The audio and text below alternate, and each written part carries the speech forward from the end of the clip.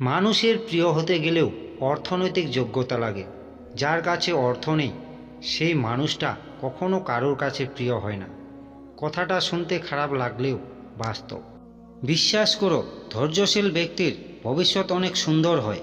হয়তোবা তোমার আজকের দিনটা কঠিন, কিন্তু তুমি যদি ধৈর্য ধরতে পারো তাহলে তোমার আগামীকালটা নিঃসন্দেহে অনেক সুন্দর হবে। মেহনত তো এই পৃথিবীর সবাই করছে, কিন্তু এটাতে ক্ষমতার বিচার হয় না। হেরে যাওয়ার পরেও যদি মুখে হাসি, মনে সাহস আর নিজের প্রতি আত্মবিশ্বাস বজায় রাখতে পারো, তাহলে ভেবে নিও তুমি সব ক্ষমতাকে ছাপিয়ে গেছো। জীবনে হেরে গিয়েও জিতে গেছো। যারা তোমাকে বলে যে তোমার দ্বারা কিছু হবে না, তারা আসলে তোমার আত্মবিশ্বাসকে ভাঙতে চায়। তোমার মুখ থেকেই শুনতে চায় যে আমি পারবো না, কিন্তু তাদেরকে ভুল প্রমাণ করা শুধুমাত্র তোমার দায়িত্ব নয়, বরং জীবনের প্রয়োজনীয়তা। ধৈর্য ধরো। বিশ্বাস আর ধৈর্য একে অপরের হাত ধরে চলে।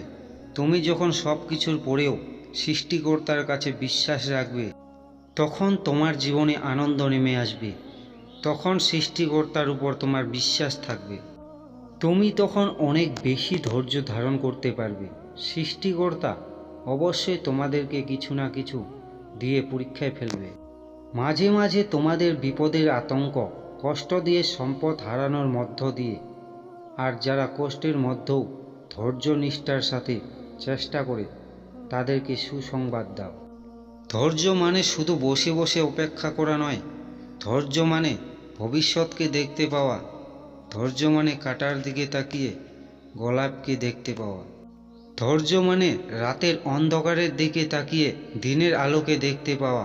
অন্ধকার হলেও ধৈর্য ধরো, কেননা অন্ধকার যত বাড়তে থাকবে, সকালে সূর্য দেখার সম্ভাবনা ততই বাড়বে। ধৈর্য ধারণ করুন। কোনো কিছু সহজ হওয়ার আগে সব কিছু কঠিন মনে হয়। জিনিয়াস বলতে কিছু নেই, পুরোটাই ধৈর্য। না হারিয়ে কাজ করার ফল। ধৈর্য হলো সফলতার একটি প্রধান শর্ত। ধৈর্য হারালে সফলতার কাছে যাওয়া যায় না। তা যুক্তি প্রয়োগ করে কখনোই অর্জন করা যায় না। তুমি এক লাফে ছোট থেকে কখনোই বড় হতে পারবে না। বড় হওয়ার জন্য তোমাকে সময় দিতে হবে। যদি সময় তোমার জন্য মূল্যবান হয়, তবে তুমি শেষ পর্যন্ত ধৈর্য ধরো। ধৈর্যে হেরে যাওয়া মানে জীবন যুদ্ধে হেরে যাওয়া। ধৈর্যশীল ব্যক্তিটি হলো এই পৃথিবীর সবচেয়ে শক্তিশালী। প্রকৃতির গোপন শক্তিকে অর্জন করার চেষ্টা করো। গোপন শক্তিটি হলো ধৈর্য। ধৈর্য আর পরিশ্রম জাদুর মতো। এরা বাধা আর বিপদকে অদৃশ্য করে দেয়। ধৈর্য এমন একটি গাছ, তার সারা গায়ে কাটা থাকে, কিন্তু ফল তার অতি সুস্বাদু। ধৈর্যের অভাবের কারণে অনেক বড় বড় সম্ভাবনা ধ্বংস হয়ে যায়। লক্ষ্য পৌঁছানোর জন্য ধৈর্য হারালে চলবে না। 1 মিনিটের ধৈর্য 10 বছরের শক্তি। ভাগ্যের উপর কখনো নয়। ধৈর্য হলো মানুষের জীবনে চরম শক্তি।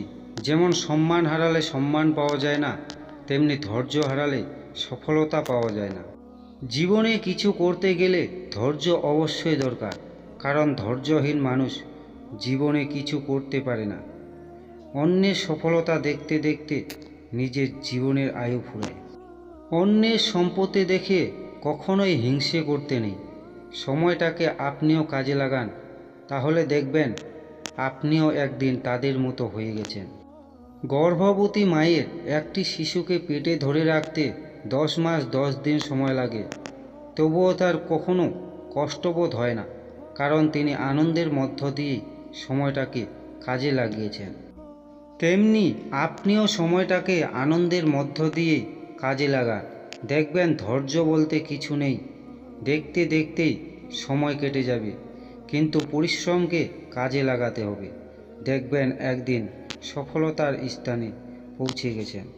মাকড়সা কিভাবে নিজের পেটের খাবারের জন্য জাল বুনতে থাকেন, পরিশ্রমকে কাজে লাগিয়ে ধৈর্যকে আনন্দের মধ্য দিয়ে সময়ের সাথে সাথে তাল মিলিয়ে একদিন তার সব কিছুর ফল পায়, কিন্তু কাজ করার সময় কিছুই বুঝতে পারে না। তাই এভাবে আপনারাও কাজ করতে থাকুন, পরিশ্রম করতে থাকুন, দেখবেন ধৈর্য আপনার কাছে হার মানবে। বন্ধুরা, সাথে থাকার জন্য আপনাদেরকে অনেক অনেক ধন্যবাদ। তাই সফলতা যদি পেতে চান, ধৈর্য কখনোই হারাবেন না।